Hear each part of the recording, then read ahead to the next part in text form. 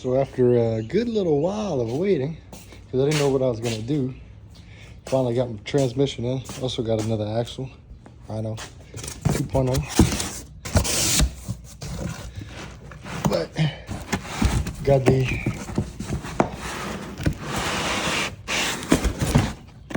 SuperATV trans, no gear reduction, but I did get no turf mode, so turf mode delete, and of course the double reverse chain and upgraded pinion and snorkel gear and all that good junk. Hopefully I can get that knocked out, and then I gotta put my carrier bearing back on, make sure it's all good. It's lining up with the front diff and shit, because that's not fun to fight on this bike, but hopefully it doesn't go too bad. I don't think I have to take anything else off. I know I need to seal up and clean up all this shit. So the belt box cover seals up nice onto the motor. So after I put the trans in, I had a grand little time riding around the yard for about 5 minutes. And then the belt started slipping, and I was like, that's weird. And come to find out, the belt box was full of oil. After I took all the clutches and shit off, you know, I seen that belt box was full of fucking oil. Belt was soaked in oil. And take that cover off, wherever it's at, that cover right there. And come to find out, the crankshaft seal, which is here, blew the fuck out. I don't know why I did that. Not sure if it's something I did or what the fuck, but so I'm gonna have to beat that seal out and replace it with a new seal after I clean up all that junk that's around it. I don't know if it's because I put too much silicone on the back side of that cover here. Like I put some silicone right there, as you can see, and it blew it the fuck out. I just really don't know. So I'm not gonna do that next time. I'm just gonna buy some seals, I guess, like the regular seals. I don't know, but the trans, it worked good.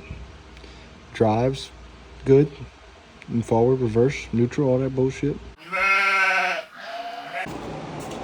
So I don't know what I videoed and what I didn't, but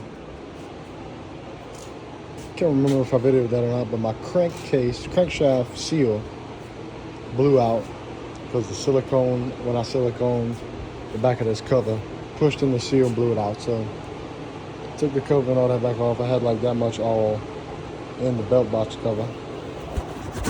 And I got this TCP little kit thing where they give you a new seal once you pull the old one out, and a little billet cap. Put some silicone on this, and it basically just kind of sits right there on this lip and doesn't allow anything to get inside of it. So I'm not gonna do this. I'm gonna let my buddy do it when I bring my bike to have him snorkel it, but I did want to change the seal myself. So tried not to beat up the case as best as possible. I did kind of hit the screwdriver on this edge when I was kind of prying it. I bought a little pry tool, this fucking junk ass thing, but the little tip broke, so that's junk. But you're not supposed to hit the crankshaft itself and the inside of the case, so I stayed away from that. Just kind of bent that little lip down, pushing along the old seal somewhere, and I made sure it was all clean, kind of deburred it with a little light fine sandpaper. Pushed the new seal in. They say you want to make it flush, so I've been tapping it with the but that's the old seal right there. You see I just kind of beat the edge down and then yanked it out. But I've been tapping it with this, putting this on the very fat part of the seal right there where it's metal enforced, and just lightly tapping it with a hammer. And I'm pretty sure I got it pretty good. As far as being flush, you know, none of the seal pokes past this here.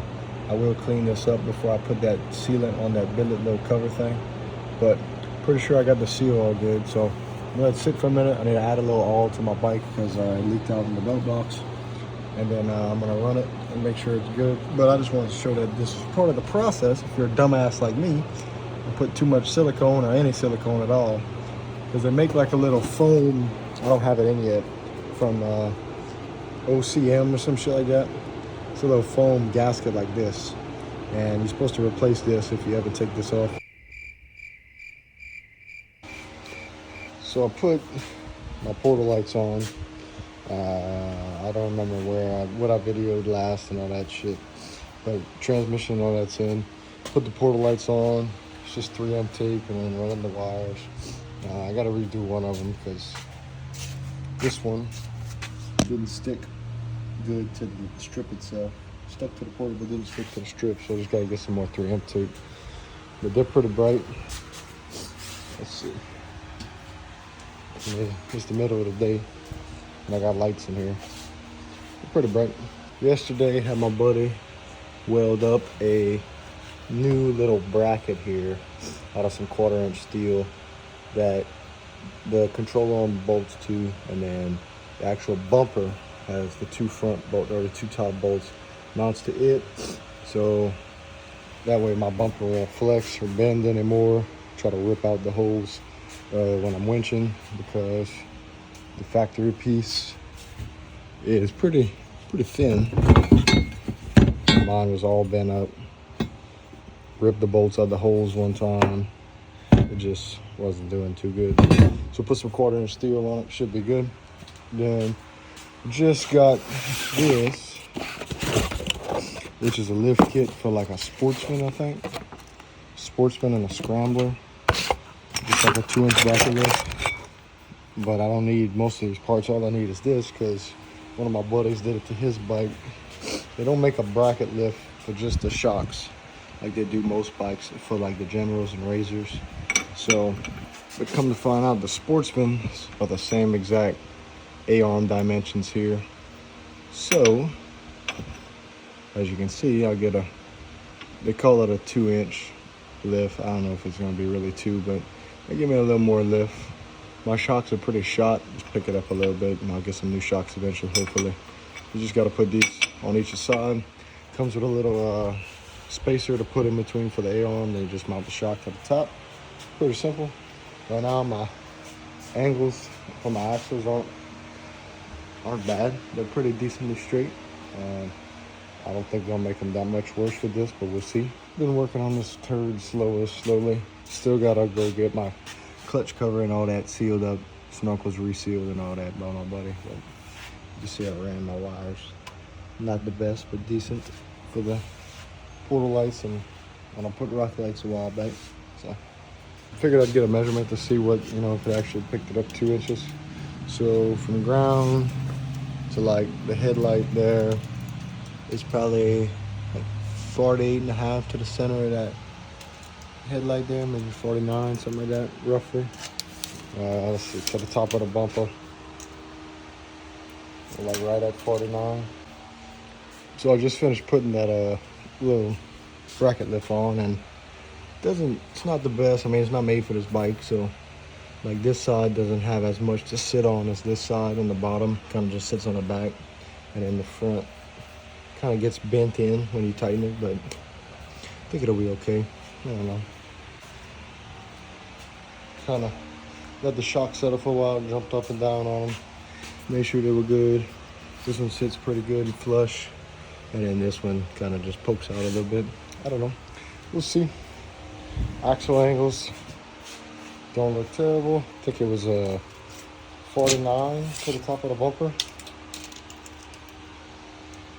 Now it's 51-ish.